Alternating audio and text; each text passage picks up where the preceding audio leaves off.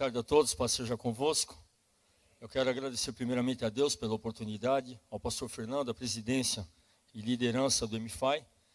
E quero somar hoje o conhecimento de vocês, poder abençoá-los de alguma forma.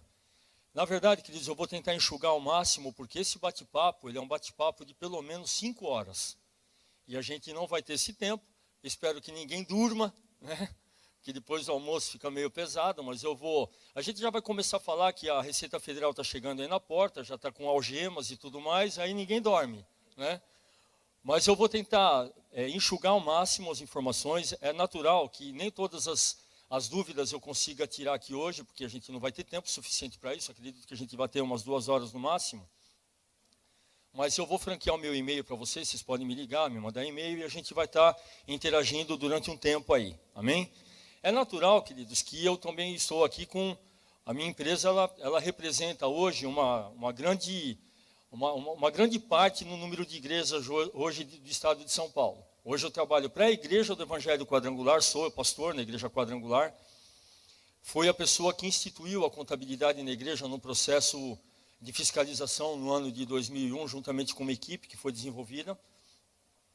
E de lá para cá eu venho franqueando esse meu trabalho a outras denominações, a outras igrejas. Eu tenho certeza que vai ser bênção para vocês, porque a gente vai estar falando alguns pontos aqui que talvez nem todo mundo conheça, embora eu tenha plena convicção que todo mundo aqui tem contador, tem igreja aberta e tudo mais, mas às vezes pode ser que algum ponto aí possa passar pelo vão dos dedos. Mas eu vou pegar um ponto que é específico, que é algo que vai já começar, já é uma realidade hoje no mercado, que é o SPED contábil. SPED significa Sistema Público de Escrituração Digital.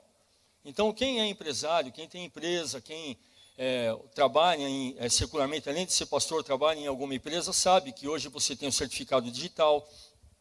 E esse SPED, ele nada mais é do que uma transcrição de todo o movimento contábil de qualquer personalidade jurídica dentro de um sistema da Receita Federal. Então, da mesma forma que uma empresa, ela faz uma DIPJ, por exemplo, as empresas que são tributadas, elas têm a DIPJ que deve ser entregues até o dia 30 de junho do ano subsequente ao movimento, e as entidades religiosas ou associações, todas aquelas que fazem parte do terceiro setor, que é o nosso caso, devem entregar até o dia 30 de maio do mês subsequente ao movimento. E, além dessa DIPJ, o que vai existir agora para as entidades religiosas e para todo o terceiro setor, é esse SPED contábil. Então, lamentavelmente, é uma matéria que os contadores eles têm que passar isso para vocês. Por quê? Não é só simplesmente nós pegarmos que, por exemplo, eu tenho um programa, eu tenho 2 sistemas de contabilidade que eu uso na minha empresa. Além de fazer contabilidade de igrejas, eu trabalho para 114 empresas também, de diversos ramos de atividade. E esse sistema, eu tenho 2 sistemas que eu uso.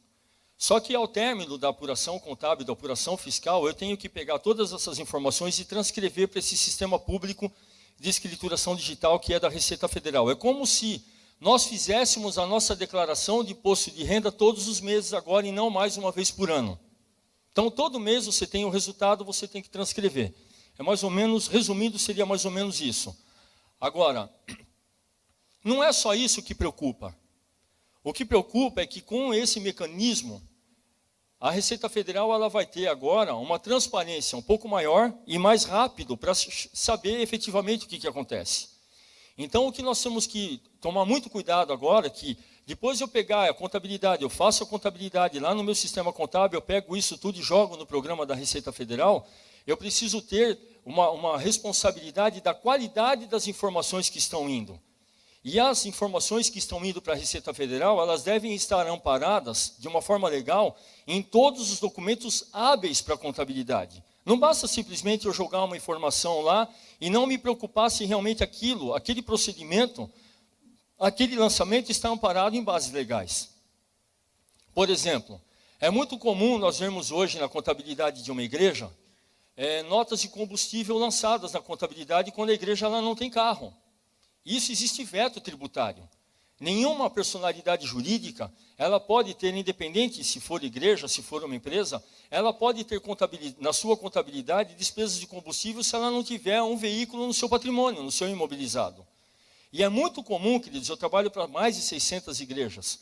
E a maioria das igrejas que vem para nós, ela já vem com esse paradigma de que tudo pode ser assim, não vai ter problema nenhum.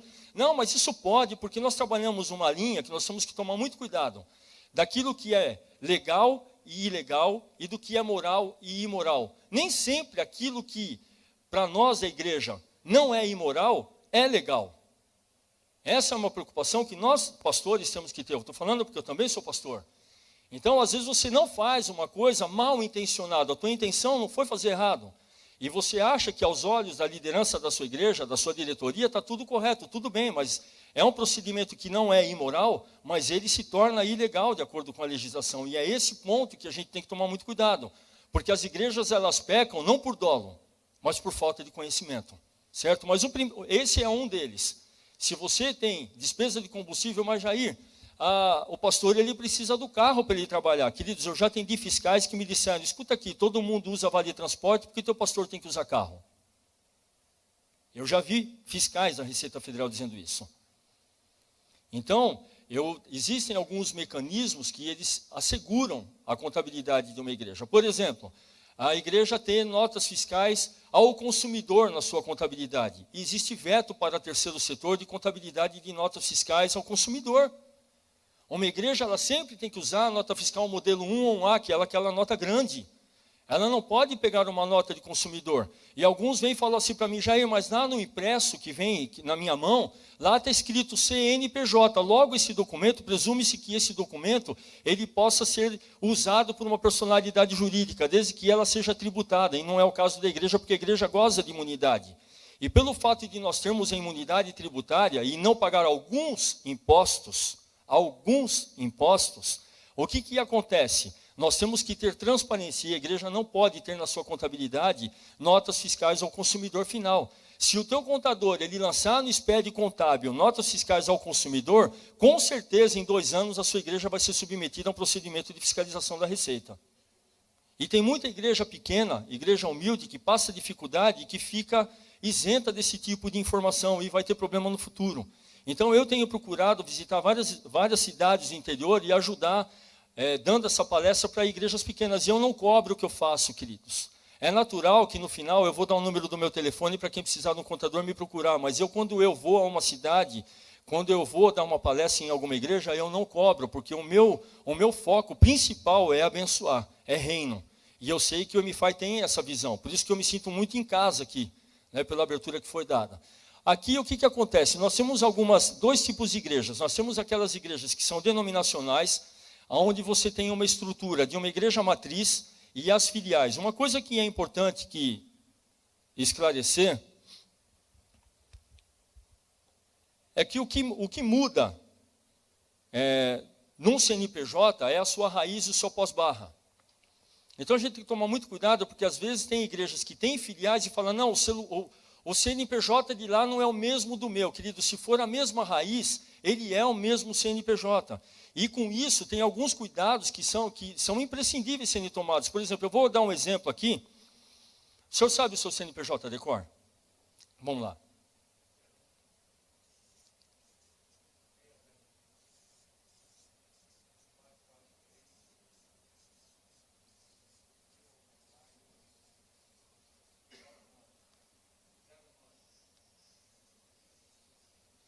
Esse aqui é o CNPJ da Igreja Edificando em Cristo, nós estamos juntos desde o 1º de janeiro de 2008, eu já chequei lá na empresa.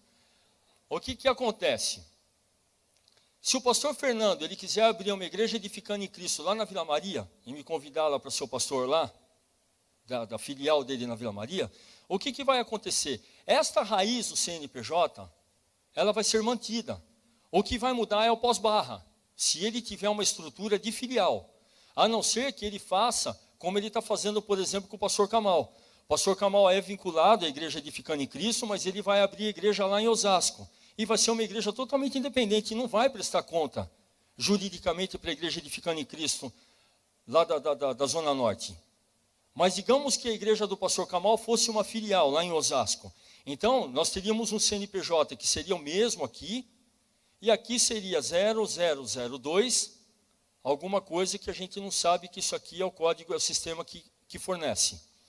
Aí o que acontece? Vocês estão vendo aí 4 igrejinhas pequenas e uma igrejona grande. Então, nós entenderíamos o quê? Que a igreja do pastor Fernando, lá na Zona Norte, seria a matriz, e a igreja do pastor Kamal, lá em Osasco, seria uma filial. Ela não tem vida jurídica e fiscal independente, em hipótese alguma. Eu peguei uma igreja agora, semana passada, para fazer contabilidade, de 14 filiais, onde o contador fazia contabilidade individual, cada igreja fazia a sua. Isso não pode, isso é impossível. Por quê? Porque todas as informações e todas as filiais, elas têm que ser consolidadas no CNPJ da matriz e serem feitas informações à Receita Federal. E uma outra coisa, eu tenho um ponto de pregação, ou eu tenho uma igreja lá, uma congregação, e ela não tem o CNPJ ainda, ou ela não está com uma estrutura definida. Tem que se tomar muito cuidado, porque isso dá um entendimento para a Receita Federal de um crime de evasão de divisa, que é o nome bonito do Caixa 2. E Caixa 2, queridos, não existe Caixa 2 de 5 mil reais e o Caixa 2 de 5 milhões. Caixa 2 é Caixa 2. Caixa 2 é todo o valor não contabilizado, independente da esfera. Quanto que é? Não, mas lá movimenta só R$1.000 por mês, a gente não precisa... É um crime de evasão de divisa. É um Caixa 2 de R$1.000, mas é um Caixa 2. Então, esse cuidado ele tem que ser tomado. Agora, nesse mesmo